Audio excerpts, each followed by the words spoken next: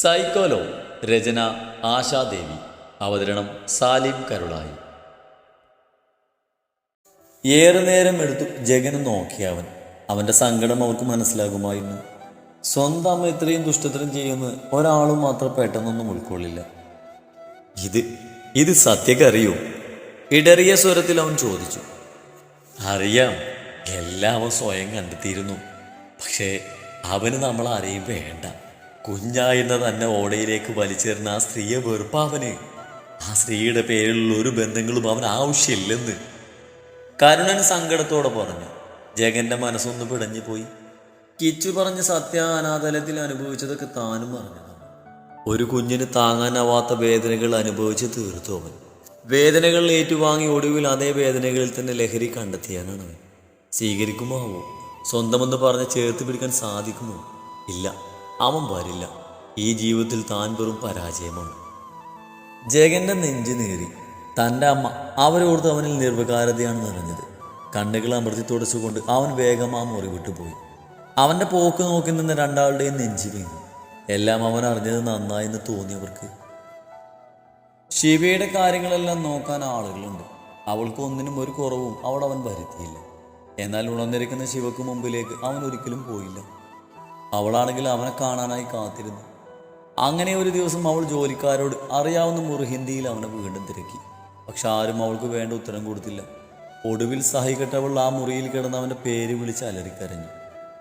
ദേവേട്ട, നിങ്ങൾ ഇനി എൻ്റെ കൺമുമ്പിൽ വന്നില്ലെങ്കിൽ ഞാൻ സത്യമായി സ്വയം വേദനിപ്പിക്കും. അവൾ ആ മുറിയുടെ ഓരോ ഭാഗത്തേക്കും നോക്കി അലറി പറഞ്ഞു. എനിക്കറിയാം, നിങ്ങൾ മറ്റെവിടെയോ ഇരുന്ന് എന്നെ കാണുന്നുണ്ട്. എനിക്ക് നിങ്ങളെ കാണണം, സംസാരിക്കണം. എൻ്റെ മുമ്പിൽ വന്നില്ലെങ്കിൽ ഭീഷണിയോടെ പറഞ്ഞുകൊണ്ട് അവൾ അടുത്തിരുന്നൊരു ഫ്രൂട്ട്സ് കട്ട് ചെയ്യുന്ന കത്തിയെടുത്ത് സ്വന്തം കയ്യിലെ ഞരമ്പിലേക്ക് അമർത്തി. അടുത്ത നിമിഷം തന്നെ ആ ഡോറ് തുറന്നുകൊണ്ട് സത്യ അവൾക്ക് അടുത്തേക്ക് പാഞ്ഞു വന്നു. പറഞ്ഞോ? അവൻ്റെ ശബ്ദം കേട്ടപ്പോൾ തന്നെ അവൾക്ക് പകുതി ആശ്വാസം തോന്നി. 2 മാസം കഴിഞ്ഞു ഈ ഒരുവനെ താനൊന്ന് കണ്ടിട്ട്. ചെങ്ങലയിൽ പൂട്ടിയിട്ട് പോയതാണ്. അതിനുശേഷം താൻ മാത്രം അവനെ കണ്ടിട്ടില്ല. അവൾ അവനെ ഒന്ന് നോക്കി. ആകെ ക്ഷീണിച്ച് വശം കെട്ട് പോയൊരു രൂപം. അതാണ് സത്യ. ഇപ്പോൾ അവൾക്ക് തന്നെ കണ്ണുകളെ തന്നെ വിശ്വസിക്കാൻ പ്രയാസം തോന്നി. അത്രയും ക്ഷീണം അവനിലുണ്ട്. കരഞ്ഞു കലങ്ങിയ കണ്ണുകൾ, നീട്ടി വളർത്തിയ താടിയും മുടിയും ഒക്കെയായി ആകെ വല്ലാത്തൊരു കോലം. എന്തിനാ ഇങ്ങനെയൊക്കെ? അവൾ കരഞ്ഞുകൊണ്ട് അവനോട് ചോദിച്ചു. അവൻ തെറ്റ് ചെയ്ത കൊച്ചുകുട്ടിയെ പോലെ തല താഴ്ത്തി നിൽക്കുവാണ്. പറ ദേവേട്ട, എന്താ ഇതൊക്കെ? ഞാൻ എന്ത് തെറ്റാ ചെയ്തത്? ഇങ്ങനെയൊക്കെ എന്നോട് എന്തിനാ ചെയ്യുന്നേ? നമ്മുടെ ഭാവിയല്ലേ, സന്തോഷിക്കേണ്ട സമയമല്ലേ? എന്നിട്ടും അവള് വീങ്ങിക്കരഞ്ഞു പോയി. അവൻ അവൾക്കടുത്തേക്ക് വേഗം ചെന്നു. പാറുക്കാരയല്ലേ, എനിക്കറിയില്ല ഞാനിത് എന്തൊക്കെയാ ചെയ്തു കൂട്ടുന്നെന്ന്. എന്നെ വെറുക്കല്ലേ. എനിക്ക് നീയേ ഉള്ളൂ, നീ മാത്രം. എന്നോടുള്ള ദേഷ്യത്തിൽ നീ കുഞ്ഞിനൊന്നും ചെയ്യരുത്. ആഹാരമൊക്കെ കൃത്യമായി കഴിക്കണം. ഞാൻ ഇടയ്ക്ക് വന്നോളാം. അവൻ പറയുന്നതൊന്നും മനസ്സിലാകാതെ അവൾ അവനെ നോക്കി. ദേ, എന്നെ പറ്റി ദേഷ്യം പിടിപ്പിക്കരുത്. എന്നെ എന്തിനാ ഇവിടെ കെട്ടിയിട്ടിരിക്കുന്നത്? എനിക്കത് അറിയണം.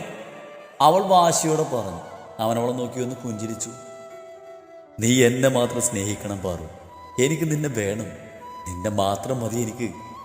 ഭ്രാന്ത് പോലെ അത്രയും പറഞ്ഞുകൊണ്ട് അവൻ അവളുടെ കുഞ്ഞു മുഖം നിറയെ മുത്തങ്ങൾ കൊണ്ട് മൂടി. അവളെ ഒന്ന് നോക്കി ആ കവിളിലൊന്ന് തലയോടിയിട്ട് അവൻ വേഗം അവിടെ നിന്ന് പുറത്തേക്ക് ഇറങ്ങിപ്പോയി. അവൾക്കാകെ സങ്കടം വന്നു പോയി. അവൾ അവിടെ ഇരുന്ന് കരഞ്ഞു. അപ്പൊ നമ്മുടെ കുഞ്ഞിനെ വേണ്ടെന്നല്ലേ ഇതിനർത്ഥം? ഇല്ല ദേവേട്ട, ഞാൻ സമ്മതിക്കില്ല. എനിക്ക് എൻ്റെ കുഞ്ഞിനെ വേണം. അവൾ വാശിയോടെ മനസ്സിൽ മുഴിഞ്ഞു. ദിവസങ്ങൾ വീണ്ടും കടന്നുപോയി. അവളുടെ വയറൊക്കെ പുറമെ തെളിഞ്ഞു വരാൻ തുടങ്ങി. അവൾ എന്നും തൻ്റെ കാലിലെ കുരുക്കെടുക്കാൻ ശ്രമിക്കുമായിരുന്നു. എന്നാലൊക്കെയും വെറുതെയായി. സത്യ അവിടെ ഇല്ലെന്ന് അവൾക്ക് മനസ്സിലായി. സത്യക്കാകെ വട്ടുപിടിച്ച അവസ്ഥയായിരുന്നു. അഭിജിത്തിൻ്റെ ആളുകൾ കപ്പലിൽ കയറ്റിയ കണ്ടെയ്നറുകൾ ഇല്ലാതാക്കാൻ വേണ്ടിയായിരുന്നു അവൻ പോയത്. ശിവാനിക്ക് വേണ്ടി വീട്ടിൽ അത്രയും സുരക്ഷയും അവൻ കരുതിയിരുന്നു. 2 ദിവസമായി അവൻ വീട്ടിലില്ലാന്ന് ശിവ മനസ്സിലാക്കി. കിരണോ സ്റ്റീഫനോ അങ്ങനെ അറിയാവുന്ന ആരും തന്നെ ഇതുവരെ ഒന്നും വന്നിട്ടില്ല. പെട്ടെന്നാണ് പുറത്ത് എന്തൊക്കെയോ ശബ്ദങ്ങൾ കേട്ടത്. വെടിയൊച്ചയും കരച്ചിലും ബഹളവും. സത്യത്തിൽ അവൾക്ക് ഒന്നും മനസ്സിലായില്ല. ആരൊക്കെയൊക്കെ അറിയുന്നുണ്ട്. അവൾക്കാകെ പേടിയായി. സഹായത്തിന് ആരെ വിളിക്കുന്നു പോലും അറിയാത്ത അവസ്ഥ. പെട്ടെന്നാണ് അവളുടെ മുറിയുടെ ഡോറിൽ ആരോ ഷൂട്ട് ചെയ്തത്. തോക്കും ചൂണ്ടി നിൽക്കുന്ന മുഖമുടിക്കാരനെ കണ്ടതും അവൾ ആകൊന്ന് വിറച്ചു പോയി. ആരാ? പേടിയോടെ അവൾ ചോദിച്ചതും അയാൾ അവളുടെ കാലിലെ ചെങ്ങലയിൽ ഷൂട്ട് ചെയ്തു. ശിവ പേടിച്ച് അലറിക്കരഞ്ഞു. അവളുടെ കാലിലെ ചെങ്ങലടർന്ന് മാറിയത് അവൾ അറിഞ്ഞു. എന്നാൽ അവളെ കണ്ടതും ആ മുഖംമൂടിക്കാരനൊന്ന് പകച്ചുപോയി.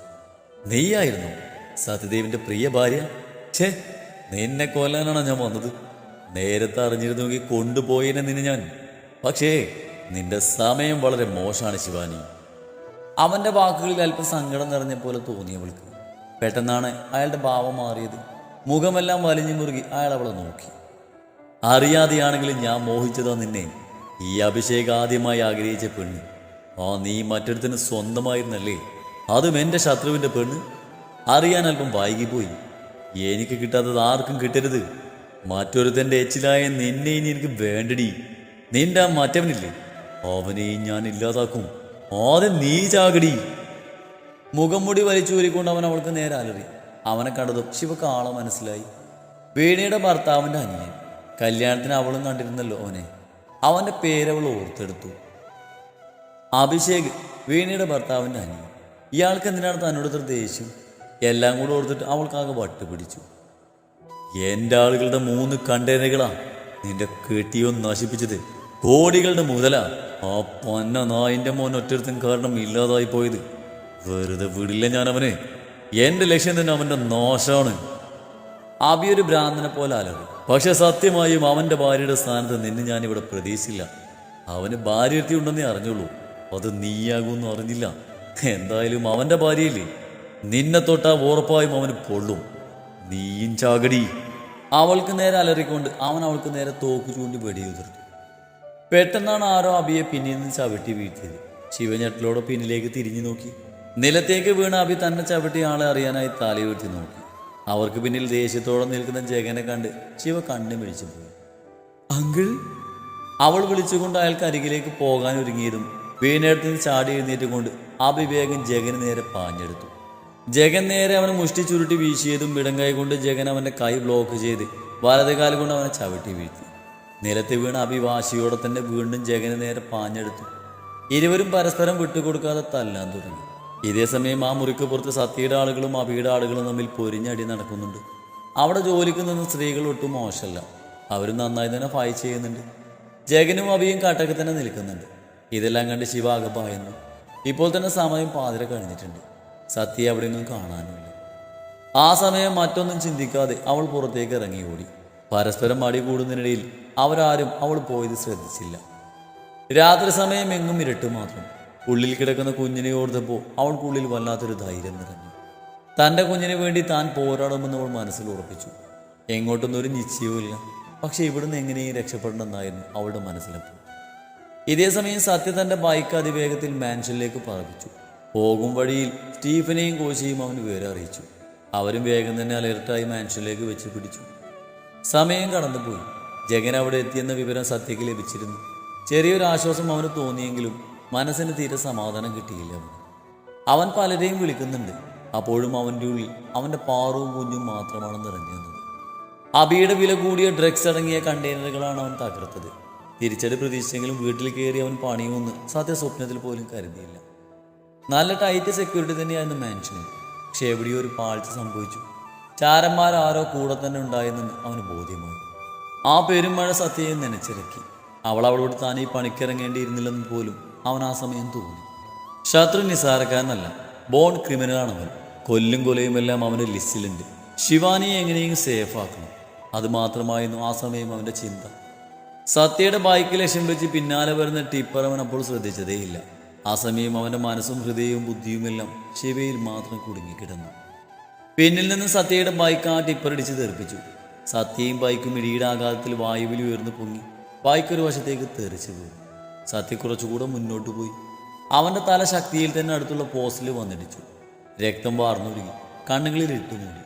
ആ സമയം അവൻ്റെ മനം നിറയെ ആ പെണ്ണൊരുത്തിയും എൻ്റെ കുഞ്ഞും മാത്രമായിരുന്നു നിറഞ്ഞു നിന്നിരുന്നത്. കിരണും മനിയും സ്റ്റീഫനും കോശിയും എല്ലാം മാൻഷനിൽ പറന്നെത്തി. സത്യയുടെ ശക്തി തന്നെയായിരുന്നു അവർ. ജഗൻ അബിയെ അടിച്ചൊതുക്കിയിട്ടിരുന്നു. നിമിഷം നേരം കൊണ്ട് അവൻ്റെ കൂട്ടാളികളെയൊക്കെ സ്റ്റീഫനും കോശിയും കിരണും ചേർന്ന് നേരിട്ടു. അനി ശിവയെ കാണലെന്ന് മനസ്സിലാക്കി സത്യയുടെ ഫോണിലേക്ക് തുടരെ വിളിച്ചുകൊണ്ടിരുന്നു. പക്ഷേ അവൻ ആ കോള് കിട്ടുന്നുണ്ടായിരുന്നില്ല. ഇതേസമയം സത്യയുടെ മൊബൈൽ ആ വിജനമായ റോഡിൽ പൊട്ടിത്തകർന്ന് പീസായി കിടന്നിരുന്നു. സത്യയെ വിളിച്ചിട്ട് കിട്ടാത്തതും ശിവ എങ്ങോട്ട് പോയെന്ന് അറിയാതെയും അനിയാകെ ടെൻഷനിലായി. കിരൺ അവന് പരിചയമുള്ളവരെയൊക്കെ വിളിച്ച് സത്യയെ കോണ്ടാക്ട് ചെയ്യാൻ ശ്രമിച്ചുകൊണ്ടിരുന്നു. അവിടെയും നിരാശ തന്നെയായിരുന്നു ഫലം. സ്റ്റീഫനും ജഗനും കൂടി ശിവയെ അന്വേഷിച്ച് ഇറങ്ങിയിട്ട് മണിക്കൂറുകൾ 3 കഴിഞ്ഞു. ഇതുവരെ യാതൊരു വിവരവും അവളെക്കുറിച്ച് കിട്ടിയിട്ടില്ല. സമയം പിന്നെയും കടന്നുപോയി. ഒടുവിൽ ശിവാനിയെ തിരിഞ്ഞു പോയവർ ആകെ കുഴഞ്ഞു. അവൾ ഒറ്റയ്ക്ക് എവിടെ പോകാനാണെന്നൊരു ഊഹമില്ലാതെ അവരെല്ലാവരും ആകെ വലഞ്ഞു പോയി. സത്യയെ തിരക്കി കിരൺ ഇറങ്ങി. അവൻ ബൈക്കിൽ കയറിയതും ജഗനും കൂടി അവനോടൊപ്പം കയറി. ഇരുവരും ചേർന്ന് സത്യയെ തപ്പിയിറങ്ങി. കുറേ ദൂരം എങ്ങോട്ടൊന്നില്ലാതെ അവരവനെ തേടിയലഞ്ഞു. ശിവയെ കിട്ടാതായത് കൂടി ആയപ്പോൾ അവരാകെ അസ്വസ്ഥമായി. ചെറിയച്ഛനെല്ലാം അറിഞ്ഞൂലേ? ബൈക്കിലിരിക്കുമ്പോൾ കിച്ചു ജഗനോട് ചോദിച്ചു. അവൻ്റെ ചോദ്യം കേട്ട് അയാൾ ശരിക്കും ഞെട്ടിപ്പോയി. നിനക്കെങ്ങനെ? അയാളിൽ അത്ഭുതം നിറഞ്ഞു. അറിയാം, ചെറുപ്പം തൊട്ട് എനിക്കെല്ലാം അറിയാം. മുത്തശ്ശൻ പറഞ്ഞിട്ടാ ഞാൻ സത്യയുടെ സ്കൂളിൽ ചേർന്നത്. അവനോട് കൂട്ടുകൂടിയത്. അവൻ ഒറ്റക്കാക്കരുതെന്ന് എപ്പോഴും പറയായിരുന്നു. ആ വാക്ക് ഞാൻ തെറ്റിച്ചിട്ടില്ല. അവനോടൊപ്പം തന്നെ ഞാൻ എപ്പോഴും ഉണ്ടായിരുന്നു. വളർന്ന് വലുതായി വിവരമൊക്കെ വെച്ചപ്പോൾ അവനും ആ സത്യം കണ്ടെത്തിയിരുന്നു. കിച്ചു പറഞ്ഞത് കേട്ട് ജഗൻ്റെ കണ്ണു നിറഞ്ഞു. പെട്ടെന്നാണ് റോഡ് സൈഡിൽ അവൻ ആ കാഴ്ച കണ്ടത്.